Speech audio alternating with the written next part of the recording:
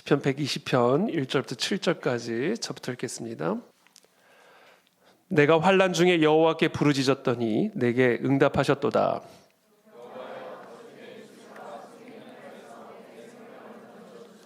너 속이는 혀여 무엇을 네게 주며 무엇을 네게 더할꼬. 매색에 머물며 계달의 장막 중에 머무는 것이 내게 화로다. 나는 화평을 원할지라도 내가 말할 때에 그들은 싸우려 하는도다. 아멘. 환난을 이기는 승리의 공식이란 주제로 우리 시편 강의 120번째 말씀 함께 나누겠습니다. 제가 설교를 마치고는 저희가 방송 송출은 오늘 제 설교까지만 오늘은 하도록 그렇게 하겠습니다. 지금이라도 교회로 오실 수 있는 분들은 오셔서 이후의 시간에 동참하실 수 있게 되기를 바랍니다.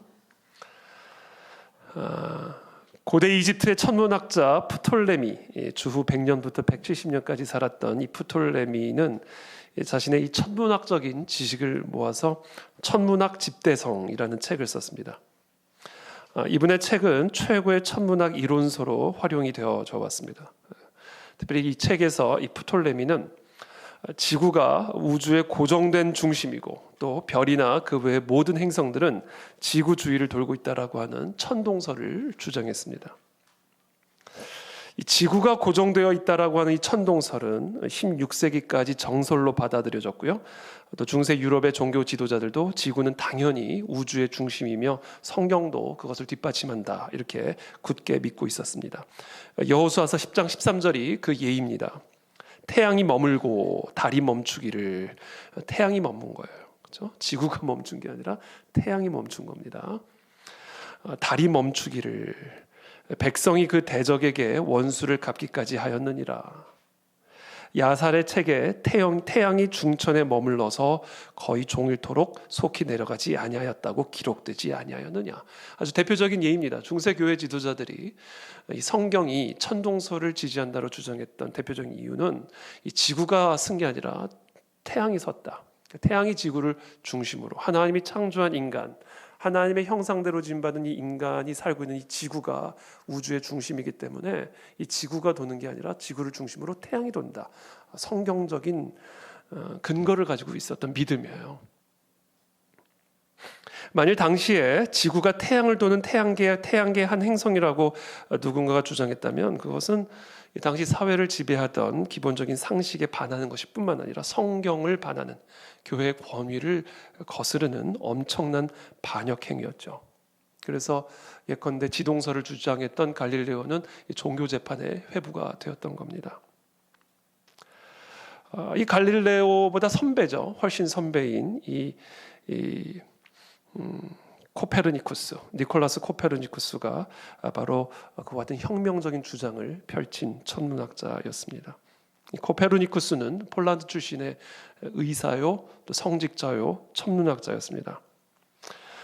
이 코페르니쿠스에 따르면 자연 세계는 우연의 산물이 아니라 하나님이 창조하신 피조세계이기 때문에 하나님이 창조하신 그와 같은 피조세계 안에는 우리가 발견할 수 있는 자연의 질서들과 법칙이 있을 것이며 그와 같은 질서와 법칙은 당연히 수학적으로도 입증될 수 있을 것이라고 믿었습니다. 그래서 그는 자신의 책에서 나의 이론이, 즉 지동설이 대중이 믿고 있는 천동설과 매우 모순되는 것처럼 보이지만 나는 하나님의 도우심으로 더욱 대낮처럼 밝고 분명하게 수학을 모르는 사람도 이해할 수 있도록 밝혀낼 것이다. 이렇게 주장을 했습니다. 결국 지동설이 과학적으로 올바른 것으로 입증이 된 것이죠.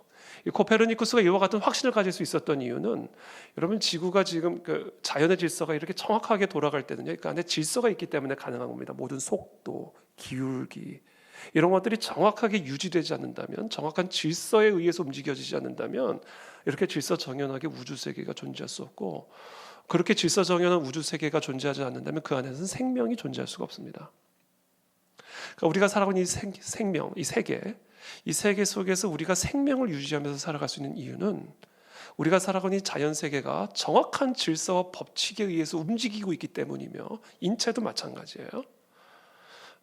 소우주라고 말할 수 있는 인체뿐만 아니라 대우주라고 말할 수 있는 모든 이 자연 세계가 정확한 질서 법칙에 의해서 움직여지지 않는다면 절대로 생명은 유지할 수 없다, 존재할 수 없다. 그렇기 때문에 코페르니쿠스는 본인이 직접 지구가 돌아가는 것을 본 적이 없지만 확신을 갖고 있었던 거예요. 수학적으로 천동설이 더 올바른가, 지동설이 더 올바른가, 정확한 질서와 법칙에 의거하기 때문에 수학적으로도 정교하게 공식이 나올 거다라는 확신을 가지고 천동설을 전제로 또 지동설을 전제로 수학적으로 연구를 한 거예요. 그랬더니 지동설이 수학적으로 아주 단순하게 공식처럼 딱 나온 거예요. 그래서 코페르니쿠스는 지동설이 맞다. 왜냐하면 질서와 법칙에 의해 지배를 받고 있기 때문이다. 그러니까 창조론적 신앙에 입각하여 지동설을 주장한 겁니다. 바로 이런 내용들이 내일부터 시작이 될 우리 윌버포스 아카데미를 통해서 강의가 이루어질 예정입니다. 많은 참여를 이미 마감이 됐죠? 네, 어떻게요? 신청 못하신 분들은. 그러나 또 참여하실 수 있는 길을 열릴 줄을 믿습니다. 우리는 이런 사례들을 통해서 이 성경책에 대한 문자적인 해석이 얼마나 큰 오류를 범할 수 있는지를 첫 번째 확인할 수가 있습니다. 성경은 함부로 해석할 수 있는 게 아니에요. 물론 성경은 문자 하나하나 성령의 영감에 의해 기록된 말씀이지만 그렇다고 해서 성경은 문자적으로만 해석할 수 있는 책이 아닙니다. 비유적으로도 해석해야 되고 상상력도 동원해야 되고 은유적으로도 해석해야 되고 반어법적으로도 해석해야 되고 성경은 함부로 쉽게 해석할 수 있는 책이 아니에요. 문자적으로만 해석한다? 단편하고 믿음이 있는 것처럼 보이지만 그러나 문자적인 성경 해석은 해야 할 때가 있고 하지 말아야 할 때가 있는 겁니다. 그것은 함부로 판단할 수 있는 게 아니에요. 또 하나 우리가 배울 수 있는 것은 우리가 성경적이라고 굳게 믿고 있는 것이 얼마나 거짓된 믿음인지 왜곡된 믿음일 수 있는지를 확인할 수 있는 아주 중요한 사례가 됩니다. 또한 우리가 무엇을 배울 수 있는가 하냐면 우리가 성경을 올바로 이해하기 위해서는 성경만을 알아서는 안 되고요. 다양하고 폭넓은 지식의 도움을 받아야 할 필요성을 가르쳐 줍니다. 누가 성경을 이해하는데 수학적 지식이 필요하다 생각했겠어요? 누가 성경을 이해하는데 물리적인 과학적인 지식이 필요하다고 생각했겠냐고요. 성경을 알기 위해서는 성경만 알면 된다. 그게 당시 중세 교회 지도자들의 아주 편협한 왜곡된 고집이요 착각이었죠. 이 성경을 이해하기 위해서 성경만 보면 된다, 성경만 알면 된다는 생각은 아주 편협하고 교만한 생각입니다. 하나님은 성경에 갇혀 있는 분이 아니시기 때문에 그래요. 그래서 성경 교사들, 성경을 가르치고자 하는 교사들, 특별히 성경을 설교하는 설교가들은 성경을 중심에 두고 아주 폭넓은 학문적 지식과 이해를 가질 필요가 있습니다. 특별히 여기 교육자들, 우리 목사님들, 또 앞으로 목사를 꿈꾸는 분들, 또는 자녀를 목사로 키우고자 하는 그런 마음의 소원이 있는 분들은 반드시 이해하셔야 돼요. 지적인 능력을 키워야 됩니다. 다양한 폭넓은 지식과 식견을 가지고 있어야 돼요. 그래야 성경을 폭넓게 깊이 풍성하게 이해할 수 있어요. 문학적인 능력이 있어야 됩니다. 왜? 성경은 문학책이기도 하기 때문에 그래요.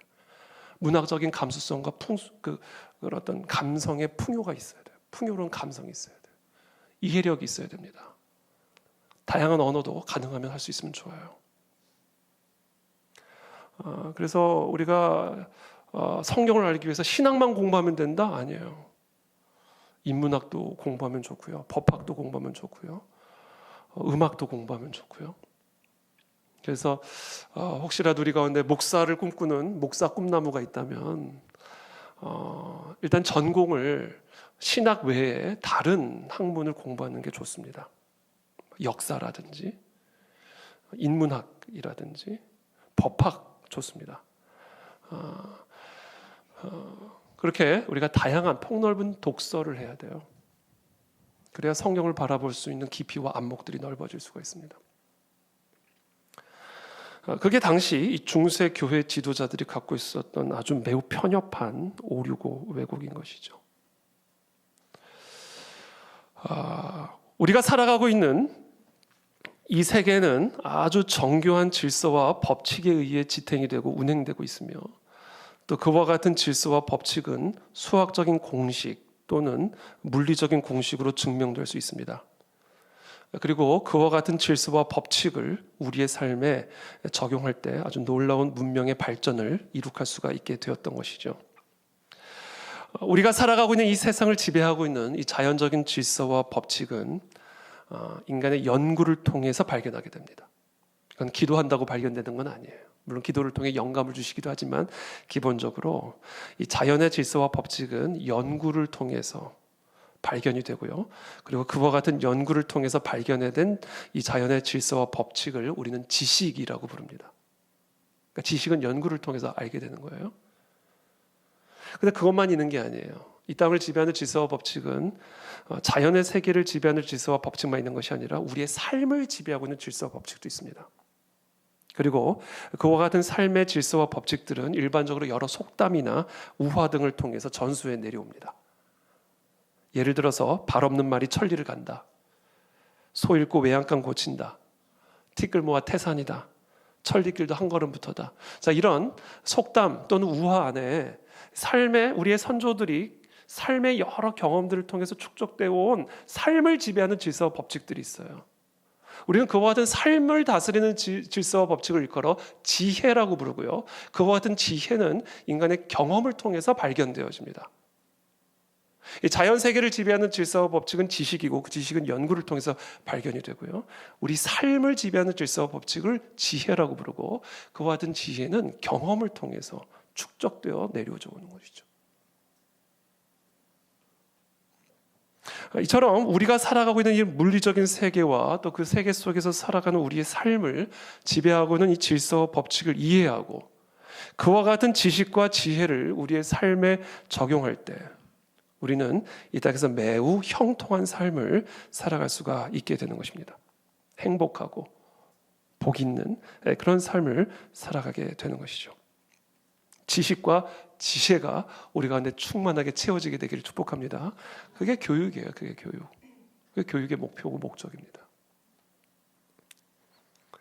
자, 그런데 여기서 그치지 않습니다. 우리는 물리적인 세계 속에서만 살아가고 있는 게 아니에요. 우리의 삶은 물리적인 속에만 있는 것이 아니라 눈에 보이지 않는 영적인 세계 속에서 동시에 살아가고 있습니다. 우리가 살아가고 있는 물리적인 세계, 자연적인 세계는 사실 영적인 세계 아래에 있어요. 영적인 세계의 지배를 받고 있습니다. 히브리서 11장 3절의 말씀이죠. 믿음으로 모든 세계가 하나님의 말씀으로 지어진 줄을 우리가 아나니 보이는 것은 나타난 것으로 말미암아 된 것이 아니니라. 눈에 보이는 것은 나타난 것으로 말미암아 만들어진 것이 아니라는 거예요. 눈에 보이지 않는 세계에 의해서 눈에 보이는 자연 세계가 만들어진 것이다. 그 얘기를 하는 겁니다. 그렇기 때문에 우리가 정말로 행복하고 형통한 삶을 살아가기 위해서는 우리가 살아가고 있는 물리적인 세계를 지배하는 질서와 법칙만을 알아서는 안 돼요. 지식만 가지고는 안 돼요. 그 물리적인 세계를 지배하는 영적인 세계를 지배하는 질서와 법칙을 알아야 합니다. 그 영적인 세계와 세계를 지배하는 질서와 법칙을 우리가 어떻게 알 수 있을까요? 연구를 통해서도 알 수 없고요. 경험을 통해서도 알 수 없어요. 이것은 오직 계시를 통해서만 알 수 있는 겁니다. 그 영적인 세계의 질서는요, 경험해도 몰라요. 그게 영적인 세계의 질서인지. 우린 타락했기 때문에. 아, 이게 영적인 세계구나. 이게 영적인 세계의 질서였구나는요, 오직 계시를 통해서만 알 수가 있습니다. 하나님이 계시의 빛을 비춰주셔야만 우리는 그것을 발견하게 돼요. 그리고 그렇게 계시를 통해서 우리에게 발견되어진 그와 같은 영적인 세계의 질서와 법칙을 우리의 삶에 적용할 때 그 적용하는 것을 뭐라고 부르냐면 그것을 믿음이라고 부르는 겁니다. 그러니까 우리는 이것을 반드시 알아야 돼요. 제가 지금까지 드린 말씀을 한번 정리할게요. 물리적인 세계와 세계를 지배하는 질서와 법칙은 연구를 통해서 발견되어지고 그것을 우리의 삶에 적용할 때 그것을 우리는 지식이라고 얘기를 하는 겁니다. 우리의 삶을 지배하는 질서와 법칙은 지혜라고 부르고, 우리는 그와 같은 지혜를 경험을 통해서 발견하게 되는 거죠. 마지막으로 영적인 세계를 지배하는 질서와 법칙은 계시를 통해서 발견되어지고, 그 계시를 우리의 삶에 적용하는 것을 우리는 믿음이라고 부르는 거예요. 이것이 우리에게 주어져야 할 교육이에요. 교육입니다. 이 세 가지 교육이 균형 잡히게 우리 가운데 부어질 때, 그때 비로소 우리가 진정으로 행복하고 형통한 복인 자의 삶을 살아갈 수가 있게 되는 겁니다. 저는 이 땅의 교회들이, 주일학교와 이 땅의 모든 학교들이 이 세 가지의 법칙을 가르쳐주는 그런 교육들이 이루어지게 되기를 축복합니다. 우리 특별히 그 안에 진리교회, 우리 주일학교, 윌버포스 아카데미, 또 윌버포스 크리스천 스쿨, 우리 모든 성도님들의 가정을 통해서 이와 같은 교육이 우리 자녀들에게 주어질 때 정말 우리의 다음 세대들이 물된 동산처럼 복이 있는 형통한 그런 인생을 살게 될 줄을 믿습니다. 이 지식과 지혜, 그리고 이 계시, 이 모든 것을 한 단어로 표현하면 뭐라고 부르는지 아세요? 이걸 맞추는 분에게는 내일 강의를 들을 수 있는 특권을 드리겠습니다. 이 세 가지를 우리는 공식이라고 부를 수 있어요. 공식. 이 지식과 지혜와 이 계시를 공식이라고 부를 수가 있습니다. 공식. 자연세계의 공식, 삶의 공식, 영적인 공식. 저는 오늘 이 시편 120편을 묵상하면서 제 마음속에 계속 공식이란 단어가 떠올랐어요. 공식. 수학 공식이 있듯이, 과학 공식이 있듯이, 물리적인 공식이 있듯이 이 자연 세계와 우리의 인생과 이 영적 세계를 다스리는 딱 떨어지는 공식들이 있다. 여러분 예전에 수학 시험 보실 때 딱 공식 외가지고 시험 보면 다 나오잖아요. 답이. 공식만 외면 되잖아요. 미적분 공식, 인수분해 공식. 딱 공식만 외면 뭐 어떤 문제가 나와도 딱 그 공식 대입하면 답이 딱 나와 버리잖아요. 두려울 게 하나도 없어요. 그러나 아무리 우리가 수에 밝아도 공식을 제대로 모르고 수학 시험을 보면요, 다 틀립니다. 다 찍어야 돼요. 아무리 단순한 시험이라 할지라도 공식을 모르면 답을 할 수가 없어요. 여러분, 우리의 삶에 이와 같은 공식으로만 우리가 무장되어 있으면요, 우리의 삶에 뭐가 와도, 어떤 문제가 와도 답이 나오기 때문에 흔들릴 일이 없습니다. 여러분, 저는 저 여러분들의 삶에 이와 같은 공식으로 무장이 되기를 축복합니다. 이 공식으로 무장된 자가 복이 있는 사람이에요. 요동함이 없습니다. 이 공식으로만 딱 우리가 무장이 되어 있습니다. 이 세 가지 공식을 제가 말씀드렸어요. 지식이라는 공식, 지혜라는 공식, 계시라는 공식. 이 지식과 지혜와 계시는 항상 있을진데 그 중에 제일은 뭘까요? 계시입니다. 왜냐하면 개인의 삶 위에 물질 세계가 있고 물질 세계 위에 영적인 세계가 있기 때문에, 물질 세계와 우리의 삶은 영적인 세계의 지배를 받고 있기 때문에 이 세 가지 공식 중에 제일은 바로 계시라고 하는 공식이에요. 삶의 지혜와 세상의 지식만을 가지고 살아가는 자는 장정이라도 넘어지고 자빠지지만, 이 영적인 공식으로 무장해서 그 공식을 자신의 삶의 토대로 삼고 살아가는 자는 물 가운데 지나든 불 가운데 지나든 독수리같이 비상하는 삶을 살아가게 될 것입니다. 그럼 모든 염려는 불확실성에서 나옵니다. 그러나 공식은 우리에게 확실성을 담보해 주죠. 그래서 공식은 모든 불안과 염려를 소멸시켜 줍니다. 성경책은 바로 그와 같은 영적인 공식의 책입니다. 그래서 이 책을 주야로 묵상하고 이 책을 사랑하는 사람은 형통한 인생을 살아갈 수밖에 없게 되는 것이죠. 저는 이 성경책을 예전보다 더 사랑하는 저와 여러분들이 되시길 축복합니다. 여기에 모든 공식들이 있어요. 그래서 이 공식으로만 무장이 되면 염려하거나 흔들릴 일이 하나도 없어요. 자, 오늘 우리가 함께 읽은 이 시편의 기자는 환난 가운데 있는 모든 사람들이 반드시 암송하고 반드시 기억해야 할 우리의 삶의 가장 중요한 공식, 그것을 하나 가르쳐주고 있습니다. 이 공식 하나만 외우고 있으면 어떤 문제를 받아도 어떤 시험을 가져도 전혀 흔들릴 이유가 없어요. 왜? 답이 나와 있기 때문에 그래요. 우리가 평생 기억하고 또 기억해야 할 이 영적인 공식이 무엇이냐? 1절 말씀 함께 읽겠습니다. 시작.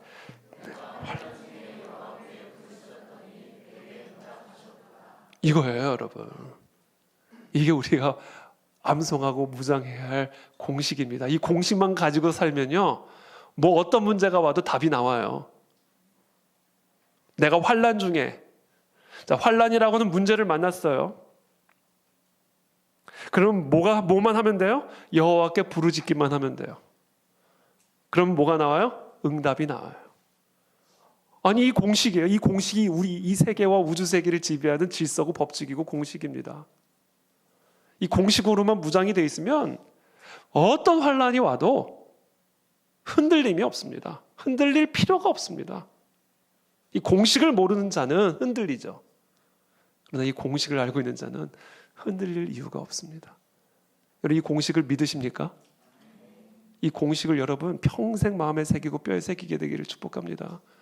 이 공식만 있으면 염려할 일이 하나도 없어요. 내가 환난 중에 여호와께 부르짖었더니 내게 응답하셨도다. 얼마나 단순해요. 환난 중에 우리가 하나님께 부르짖으면 하나님 반드시 응답하십니다. 이 단순한 삶의 공식이 우리를 지배하고 있습니다. 이 공식대로 살아가시기를 축복합니다. 그게 믿음이에요. 2절 말씀 함께 읽겠습니다. 시작.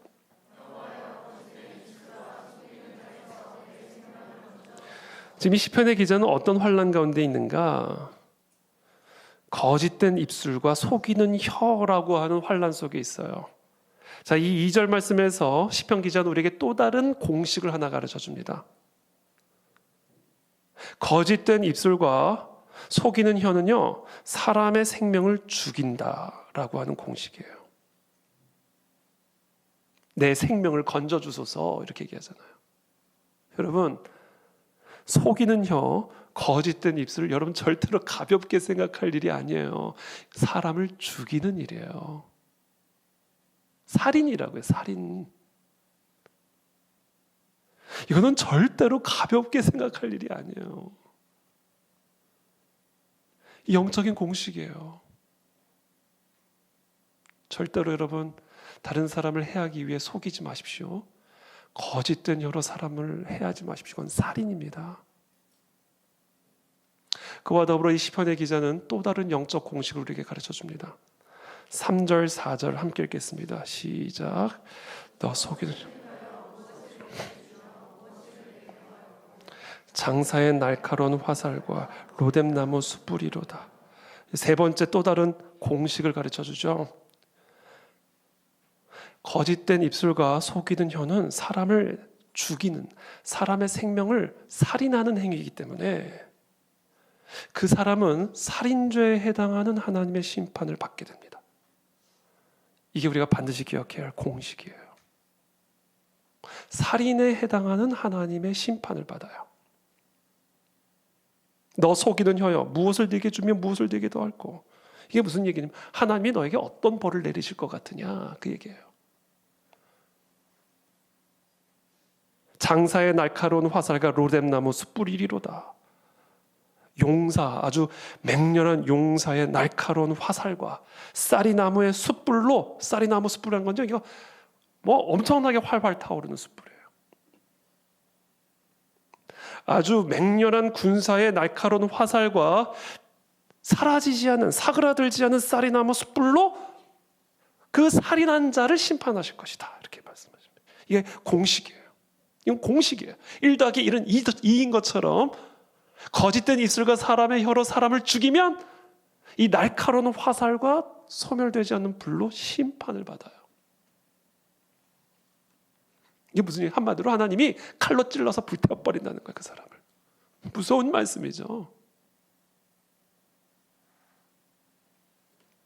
이 거짓된 입술과 속이는 혀를 가지고 다른 사람의 생명을 죽이는 사람, 대한 하나님의 불타는 분노를 지금 표현하고 있는 겁니다. 이게 공식이에요.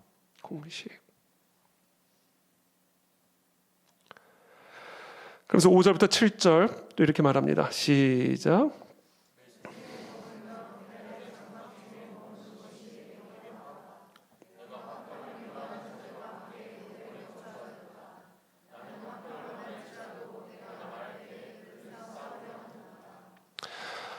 매색에 머물며 계달의 장막 중에 머무는 것이 내게 화로다. 지금 이 거짓된 혀, 속이는 입술로 지금 죽을 것 같은 상황, 정말로 자기를 죽이는 이런 상황, 죽어가는 상황이죠.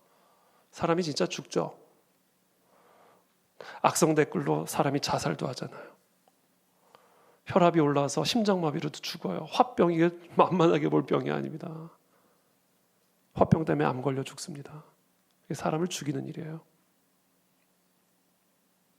지금 그 고통을 얘기를 하고 있는 거예요. 왜 그와 같은 살인자에게 하나님의 불타는 심판이 임할 수밖에 없는지 이 시편 기자가 지금 통과하고 있는 고통을 호소하고 있습니다. 매색에 머물, 이 매색이란 곳이 구체적으로 어떤 곳인지 모르겠지만 이 매색에 머물며 계달의 장막 중에 머무는 것이 내게 화로다. 그러니까 지금 당하고 있는 화가 아주 매색과 계달의 장막 같은 아주 고통스러운 것에 머무는 거를 지금 표현하고 있는 것 같아요. 지옥불에 들어가 있는 것처럼 내가 너무 고통스럽다 이렇게 표현하는 거죠. 그러면서 6절에 내가 화평을 미워하는 자들과 함께 오래 거주하야 되다. 오래 거주하고 있는 거예요. 끊어지지가 않는 거예요. 이 고통이. 이 사람들의 거짓된 입술과 속이는 혀가 떠나가지 않는 거예요. 하나님은 분명히 심판하신다. 그게 공식이란 말씀하셨는데 이 환난 중에 여호와께 부르짖으면 반드시 구원하신다라고 이게 공식이라고 분명히 말씀하셨는데 끝나지를 않는 거예요. 여전히 이 사람들은 거짓된 입술과 속이는 혀로 나를 죽이고 있고 그 속에서 나는 변함없이 고통 가운데 있고 그와 같은 환난 중에 여호와께 부르짖었는데 응답이 없는 거예요. 나는 화평을 원할지라도 내가 말할 때 그들은 싸우려 하는도다. 끊어지질 않아요. 오늘의 시편은 해피엔딩이 아니에요. 새드 엔딩이에요.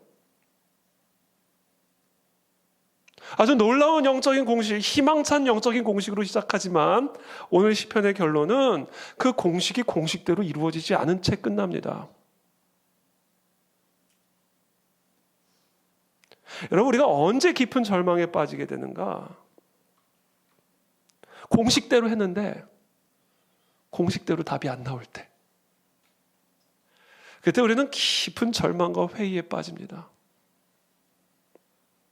아니 환난 중에 부르짖으면 응답하신다고 해서 환난 중에 부르짖었는데 구원하지 않으시고 계속 계달의 장막에 머물게 하시고 오랫동안 화평을 원하지 않는 자들과 거주하게 하시는 거예요.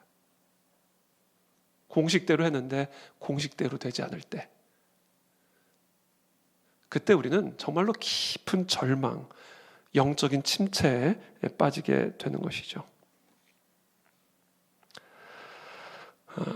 이 시편은 참 이중적인 책이에요. 그런 면에서 공식을 노래하고 찬양하는 동시에 그 공식대로 되지 않아서 깊은 절망과 탄식이 같이 가는 공식을 찬양하는 것과 공식대로 되지 않은 그 탄식이 함께 가는 찬양, 함께 가는 노래가 이 시편에 가득해요.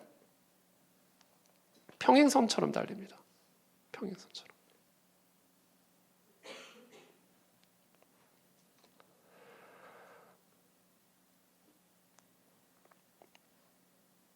믿음이란 무엇인가? 공식대로 했음에도 불구하고 그 공식대로 답이 나오지 않는 그런 깊은 절망 속에서도 그 공식이 약속하고 있는 소망을 보는 거. 이게 믿음입니다, 여러분.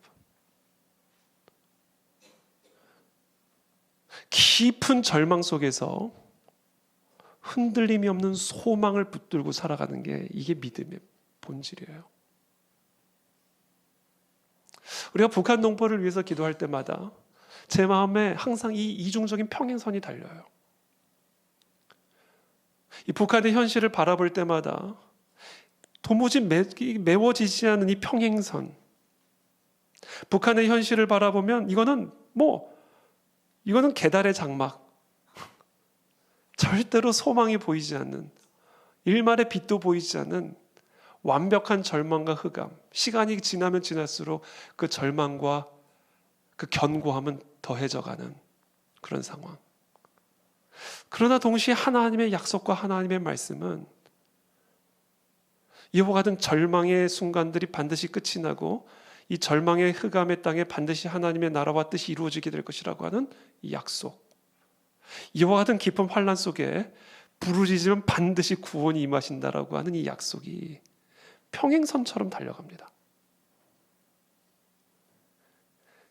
그러니까 오늘날 한국 교회와 저와 여러분들이 특별히 북한 땅을 위해서 우리가 기도할 때 반드시 우리가 흔들림이 없이 붙잡아야 할 공식은 오늘 이 시편 120편의 가르침이에요.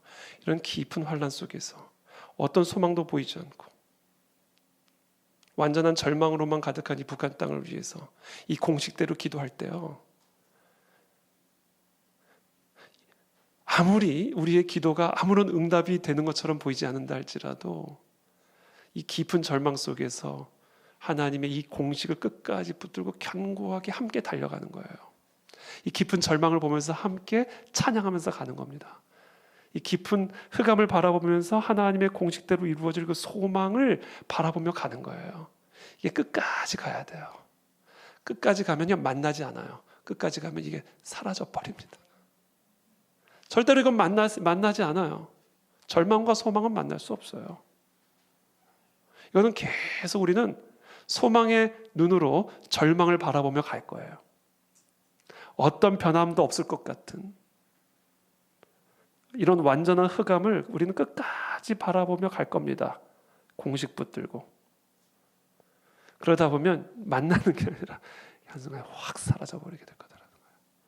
이게 오늘 우리에게 주시는 공식이에요. 그게 여러분 개인의 삶에 주시는 공식입니다. 그게 이 민족을 향한 하나님의 약속이고 공식입니다. 그러므로 저와 여러분들이 오늘 이 밤에 우리가 함께 우리의 개인의 삶과 또 이 나라 이 민족을 위해서 오늘 이 공식을 끝까지 견고하게 붙들고 절망을 바라보며 찬양하게 되기를 축복합니다. 완전한 흑암을 바라보며 이 공식을 높여드리기를 축복합니다. 그때 이 절망은 눈 녹듯이 사라지게 될 것이고 슬픔이 변하여 기쁨이 되고 탄식이 변하여 찬양이 되는 그 임계점이, 하나님이 정하신 임계점이 반드시 온다. 저는 그와 같은 기적이 우리의 삶에 이 나라 이 민족 가운데 이루어질 줄을 믿고 그 공식을 붙들고 우리는 매일 밤마다 매일 새벽마다 주일마다 모여서 하나님을 예배하고 경배하고 노래하고 찬양하는 거예요. 절망을 바라보며 흑암을 바라보며 그와 같은 하나님의 은혜의 기적의 역사가 저와 여러분들의 삶에 이 나라 이 민족 가운데 임하게 될 줄을 믿습니다. 힘을 내서 기도하시기를 축복합니다. 힘을 내서 하나님을 찬양하십시오. 하나님의 공식은 변하지 않습니다. 반드시 하나님의 공식대로 우리의 삶 가운데 이루어질 그 하나님을 찬양하며 경배하며 나아갑니다.